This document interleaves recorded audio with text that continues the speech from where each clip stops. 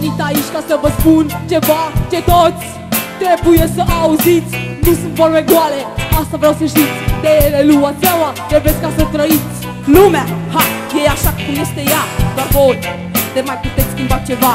Pe unde mergi, dacă privești în jur, vezi doar probleme ce ne creează nouă. Martile, luați bine seama la ce vreau să spun.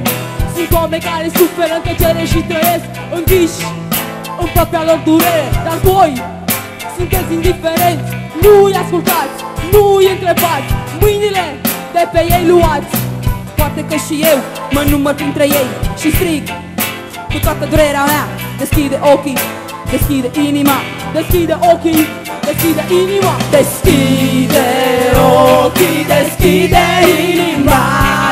Deschide ochii, deschide inima, deschide ochii, deschide inima. Deschide ochii, deschide inima. Deschide ochii, deschide inima, deschide ochii, deschide inima.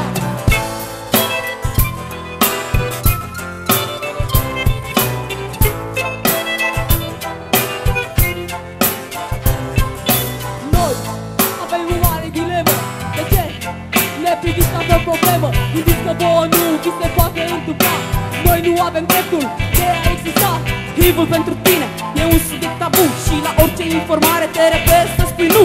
Pe seropozitiv îl marginalizezi și nu faci altceva decât în jurul lui un haos să creezi. Până când toți ne veți asculta, mesajul nostru este: deschide ochii, deschide-ți inima. Deschide ochii, deschide inima. Deschide ochii, deschide inima. Deschide ochii, deschide inima. Deschide ochii, deschide inima. Deschide ochii, deschide inima. Deschide ochii, deschide inima. Deschide ochii.